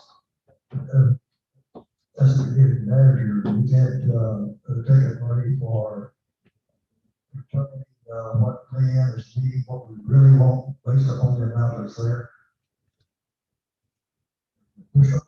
Yes, but because of some of these ambiguities and things that are being discussed here, making some people uncomfortable, it is precisely why I'm forcing the issue, because I don't have all those answers, and I wish I did have a slick PowerPoint show, okay, X, Y, and Z, there just been too many moving parts with that. For Crystal to do a serious analysis on this, I mean, she'll probably be able to give us a draft for Jim Fox and I to review on Wednesday for check signing, but to have the detailed comparisons for 19, rollout, that's going to be tough. Now, should it be done? Yes. We've got to get that done. Just we've been behind with the entertainers that had no business, and now everyone's coming out asking them for their business. So it's a compilation of pressures that's making it short, and therefore makes board meetings like this a little bit uncomfortable. You're asking me to approve this, but I can't even see it, and Jerry's point, I've never seen that band, all the above. Yeah, well, it's the same way for us as the board. We really brought something one day before you actually wanted the money for it, and we don't have the answers that we'd like to have either. I know, sort of kind of how I feel about it is the fact that, this is something that should have been planned out a little bit before now. I would almost say that we table this until such time as we come up with exactly, you know, what's needed, how much is needed, where we can get it, until, you know, we have to, like Jim said, we have to have a special meeting, I guess, to take care of it. I don't want to take away from the children out here with the games and everything else. Same time, I think we have to have. Anyone else? I mean, somebody speak up. We, you know, don't just let Jim Adams and I do the talking. I agree, I'm uncomfortable just because it's just very, where everybody's coming from. And again, it puts us in a position, and like I say, we want these events to take place with the community and everything, but we definitely need to. Now we might have to work with Crystal, this week, see if we can provide some kind of, numbers for that, try to see how it works out. Try to do that. Yeah. We've never had a meeting night before, and it wasn't planned before, this week, I guess. But we do have a band planned that weekend, so there's events already scheduled for somewhere, right? The band, like, sometime that full festival. Yeah, full festival. So, and, yeah, the cornhole contest and that we donate for, that's great. So I guess I'm saying, we're not hurting anything by not deciding on Memorial Day. We need to decide pretty quick on July 4th, because that's a big event for this community. We need to get it planned together and have a special meeting. We should. I'll help out with that. Well, that's in budget, so, I'm not hearing that, Lane. well, they just said $4,000, that's I just 32, so. heard the controller say we spend a lot of money on other events, and I've also heard that we do not have revenue events that we used to have at 4th of July, and now we just have expenditures, we don't have revenue events for the PLA, except for the ones where we take some money off of the clubs. But then there's those that were, you know, I always thought of the ones that sit in the middle of the parking lot, those were all our events that we rented to those vendors and we got the money off of. Now we're saying we're just gonna do bounce houses, spend money on the bounce houses, but not have revenue events. So we've got to come up with a way to work it all out. Carson? Couple things, we can always adjust the percentage, you know, if we think we need to, like, we would take 30 or 35%. And the second thing is most of the money that these organizations collect usually come back in the form of donations back to the POA. I would guess probably 70 to 80% of those donations actually would be returned to us. Anyone else?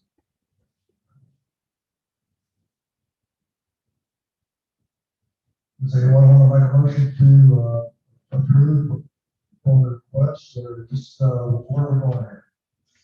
At this time, I would like to withdraw the request and convene with Jim Fox and the controller in the next 48 hours, and we'll send something out electronically, and if we need to, we will. I'm very uncomfortable presenting something to my board with, shaking of the heads. It's something that this community is known for one hell of a 4th of July. Let's do it right. Thank you. Okay.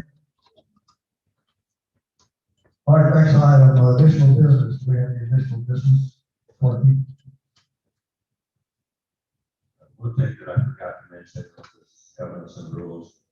The bylaws that were approved back in March, they all signed last month, have gone to the county. We expect to get those back this week.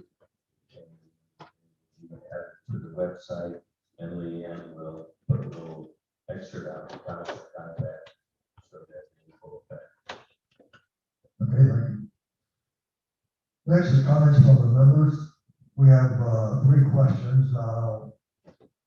Before I go into the questions, do we have any comments from any of the people here tonight? Randy? I always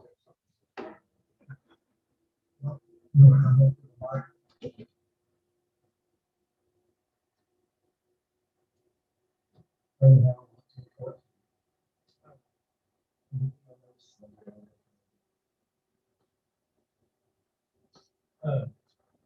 the auto issues we're having, I guess those are, what do you call those, besides all-terrain vehicles, the razors, is that what I heard the term?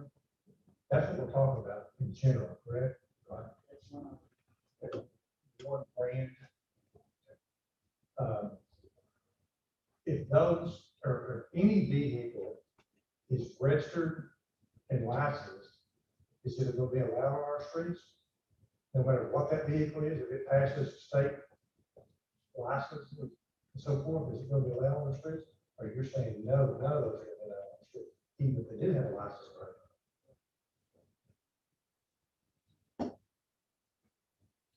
Have y'all get that approved? As the attorney, is that illegal? If it's a vehicle that's licensed in the state of Texas, it can be driven on open streets. Can I keep being driven on the streets here?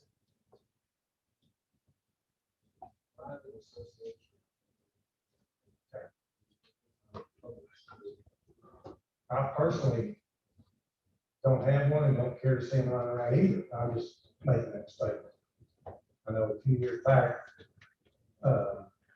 we purchased a golf cart that came registered with license plates, seat belts, over 9 yards. But you could technically drive it on each street in the state of Texas that was 40 miles an hour or less. So I don't know how that works. Those are roads, you know, small roads. But I disagree with you on that, Ken. That type of vehicle is not going to tear the roads up any more than a four-wheel drive pickup truck's got 40-inch tires on it. You know, they're made for off-road and it drives it out, get everybody going to work or whatever. Again, I'm not for those. I'm just stating that's my concerns of that could cause. So, and on the 4th of July, one thing I didn't hear mentioned, we're taking for rides so forth. One thing that we've had for 30+ years is been the dump tank. There's people like Sam and Jim Adams to get him out of the dump tank. Maybe even Brian. Thanks a lot, Ray. We'll raise enough money to pay this $4,000. Point blank. So you can get this in there. Okay, let me read the questions that we have here that came in. Mike Marshall, lot 128. What is the plan for the rubble dump down west of the campground? I talked to Chris this afternoon. Rick Rapp is there for the lake management committee to use. They will be placing it for areas of erosion. There was some piles of dirt that the public works will be using around to fill in holes where it's needed. Question number 2, Scott and Wakeford, lot 1757. Would the board consider lowering guest golf rates to $25? Also giving all households 10 free rounds each year for immediate family members. Thanks. The answer to that is I will provide that request or suggestion to the golf committee, and we'll see what the recommendation that we get back from the golf committee. Third question, Patrick Kinzer, lot number 345. We have been here a year now, so fairly new. I know there are slatted projects, and I think he means slotted projects, such as the pavilion, front gate, etc. My question is this: are there any plans to replace the golf cart bridges? They are very low, very old, not very aesthetically pleasing. But last summer, our first summer on the lake, there was an emergency call for a guy that hit his head on one of the beams. My neighbor on the fire department told me about it. This just also seems like a potentially huge liability. Heaven forbid something worse happens. It seems from what I gather, these bridges were built in the early 70s, and if so, that would make these bridges about 50 years old. This is certainly at the end of the lifespan for any structure. So it's probably not a question of if we're going to need to replace, but more a question of when. Thank you, and I will read your response.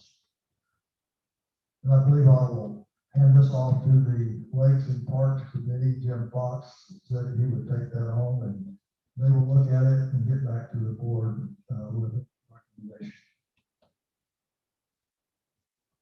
Any other questions or any more comments? So put me in the Duncan tank.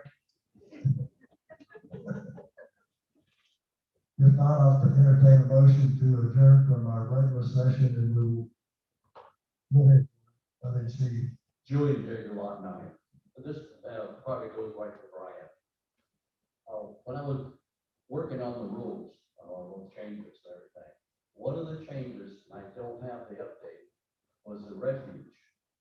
I only put in there in the changes an old contract. Do you happen to have the new contract? Or did you actually find it? Charlie put it somewhere. The existing contract that we're operating under is last, signed off by 4 presidents ago, and has an evergreen component to it, and continues to roll over with COLAs attached to fee structure. The current contract will expire April 30, 2022. And it is high on my radar, and as well as for this board, for that to be reviewed, scrutinized, bid, et cetera, all the above. There's some service issues that staff would like to see improved, as well as the residents.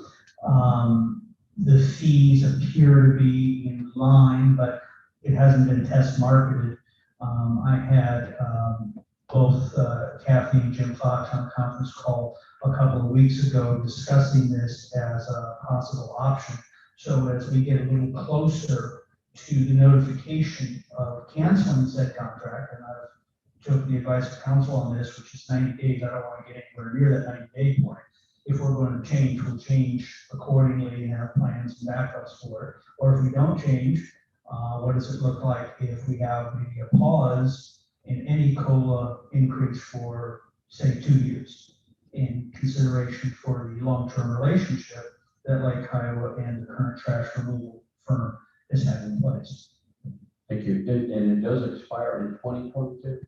April 30th, yes. And I've had that confirmed by James as well. All right, thank you.